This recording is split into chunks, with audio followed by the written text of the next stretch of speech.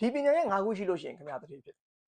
်လူတော်များများကကုမ္ပဏီဝန်ထမ်းဘဝကနေထွက်ပြီးတော့ကိုယ်ပိုင်လုပ်ငန်းလုပ်တဲ့အချိန်မှာအရင်နေ့ကအရေးကြီးရလို့ထင်ကြတယ်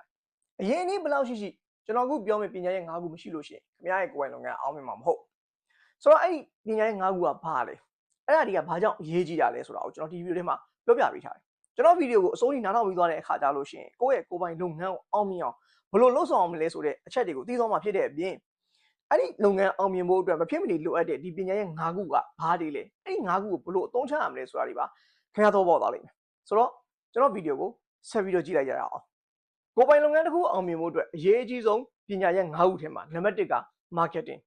marketing လို့ပြောလိုက်ရင်လူတော်များများကလုပ်ငန်းထောင်ပြီးတဲ့အခါကျတော့မှဈေးသွားရောင်းတာမျိုးလုပ်ငန်းထောင်ပြီးတဲ့အခါကျတော့ကိုယ့်လုပ်ငန်းကိုနာမည်ကြီးအောင်လုပ်တာမျိုးလို့ထင်ကြတယ်တကယ်တော့ marketing ကကိုယ်ပိုင်လုပ်ငန်းမစငယ်တည်းကသူကအစပြုတယ်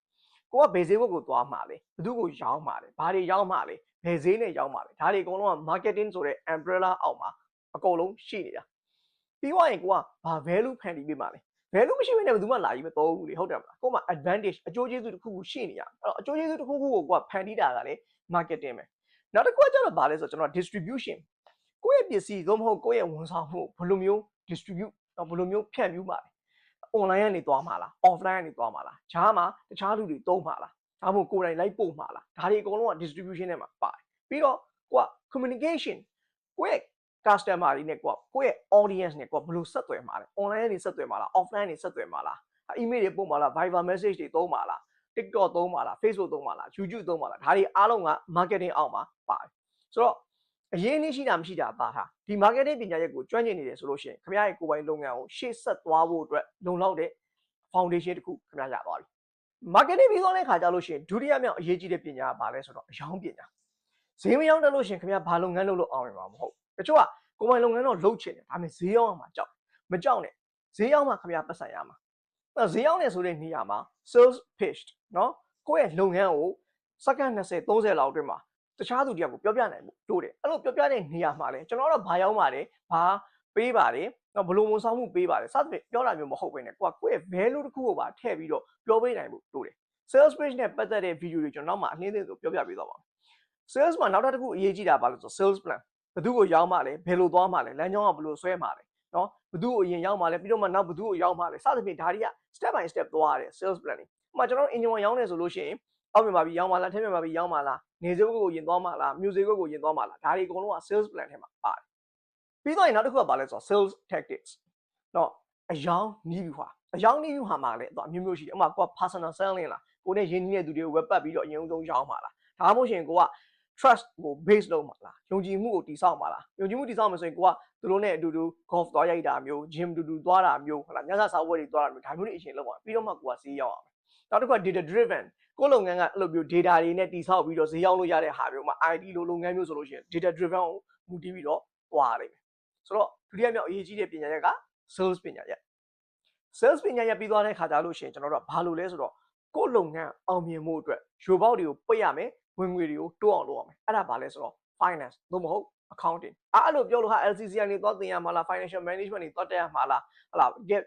trade broker ကြီးတွေလိုမျိုးကိုကဒီ data တွေနဲ့ကျွမ်းကျင်နေအဲ့လိုပြောတာမဟုတ်ဘူးရိုးရိုးရှင်းရှင်းလေးပဲ income ကဘယ်လောက်လဲ expense ကဘယ်လောက်လဲအဲ့ဒီ income နဲ့ expense ကိုခြားနှံလိုက်ရင် profit ရမယ်အဲ့ profit ကိုဘယ်လိုမျိုးများအောင်လုပ်မလဲ profit margin တွေဘယ်လိုမြင့်ဒါ accounting နဲ့ finance ပဲအဲ့တော့ financially ကိုကတွေးတက်နေဖို့လိုတယ်ကိုကတခုခုကိုဝယ်လိုက်တဲ့အချိန်မှာဒါက assets လား liabilities လားဒါကိုခွဲတက်ဖို့လိုတယ်ဒါကိုကျွမ်းကျင်ပညာရှင်တွေနဲ့မတိုင်ပင်ခင်မှာနေကိုကကိုယ့်ဘာသာကိုခွဲတက်နေဖို့အရေးကြီးတယ် finance မရတဲ့သူကခင်ဗျဘယ်လောက်ပဲပတ်စံရှာအချိန်တစ်ခုရောက်သွားတဲ့ခါကျရင်လုပ်ငန်းကဒုံရင်းပဲဖြစ်နေတတ်တယ်ဒါကြောင့်တတိယမြောက်အရေးကြီးတဲ့ပညာရက်က finance ပါစတုထမြောက်လေးလာရမယ့်ပညာရက်ကဘာလဲဆိုတော့ digital လို့ဆိုလိုက်တာ ਨੇ ကျွန်တော်တို့က AI artificial intelligence အခုဆိုလို့ရှိရင် AI ကိုသုံးပြီးတော့ကျွန်တော်တို့က marketing plan တွေဆွဲလို့ရတယ် sales plan တွေဆွဲလို့ရတယ်ပြီးတဲ့အခါကျတော့ကိုသွားခြင်းနဲ့ market နဲ့ပတ်သက်ပြီးတော့ကိုကကြိုတင်ပြီးတော့ research တွေလုပ်လို့ရတယ်ပြီးသွားရင် digital မှာဘာပါလဲဆိုတော့ social media marketing ကျွန်တော်တို့ကအရင်လိုမျိုး offline မှာသွားပြီးတော့เนาะအပြင်မှာသွားပြီးတော့ဈေးသွားရောင်းတာတွေထက် online ကနေပြီးတော့ကြော်ညာတာ online ကနေပြီးတော့ customer ရှာတာ online ကနေပြီးတော့ကိုယ့်ရဲ့ brand ကိုပေါက်အောင်လုပ်တာဒါတွေကအများကြီးအသုံးတည့်တယ်ကုန်ကျစရိတ်လည်းသက်သာတယ်ရေရှည်မှာလည်းထိရောက်တယ်ဆိုတော့ဒီ social media marketing ဆိုတာ digital ထဲမှာပါတယ်ဒါကိုကိုကကျွမ်းကျင်နေဖို့လိုတယ်ပြီးသွားတဲ့ခါကျရှင်ကိုက digital မှာနောက်ထပ်အရေးကြီးတဲ့တစ်ချက်ကဘာလဲဆိုတော့ digital literacy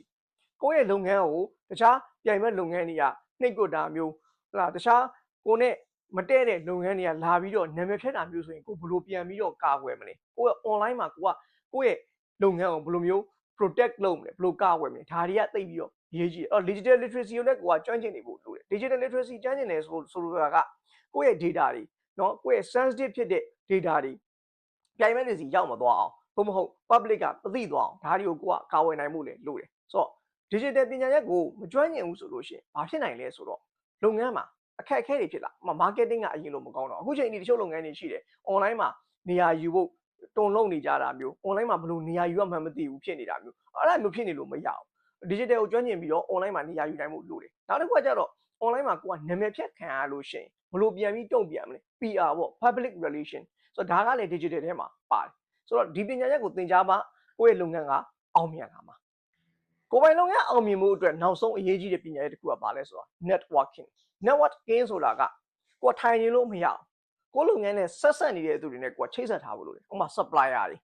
နော်နောက်တစ်ခါကိုယ့်ရဲ့ prospects တွေကိုယ့်ရဲ့ customer ဖြစ်လာနိုင်ရှိတဲ့သူတွေပြီးတဲ့အခါကျတော့ကိုယ့်လိုမျိုးပဲဒီလုပ်ငန်းနယ်ပယ်ထဲမှာကျင်လည်နေတဲ့သူတွေကိုယ့်ရဲ့လုပ်ငန်းတူကျင်လဲတူမယ်လုပ်ငန်းမတူကျင်လဲမတူဘယ်လိုပဲဖြစ်ဖြစ်ဒီလူတွေနဲ့ကိုယ်ကချိတ်ဆက်နေဖို့လိုတယ်ပြီးတဲ့အခါကျတော့ကိုယ့်ထက်ချမ်းသာကြွယ်ဝတဲ့သူတွေသူတို့စီကနေသွားပြီး project တွေသွားတောင်းတာမျိုးသူတို့စီကနေပြီးတော့ဟလာပတ်စံသွားချိတာမျိုးမဟုတ်ဘဲနဲ့ဒီလူတွေဒီသူတို့ဒီလိုမျိုးအောင်မြင်လာဖို့အတွက်ဘယ်လိုတွေသူတို့စူးစမ်းခဲ့တယ်လေသူတို့ဘယ်လိုတွေဖြတ်တန်းခဲ့တယ်လေဒါတွေကိုသွားပြီးတော့စလဲနာဖို့လိုတယ်ဒီလို network တစ်ခုကိုတိစောက်ထားလဲဆိုတာကျွန်တော်မိတ်ဆွေရဲ့စကားနဲ့ပြောရင်ဒါ business empire တစ်ခုပဲ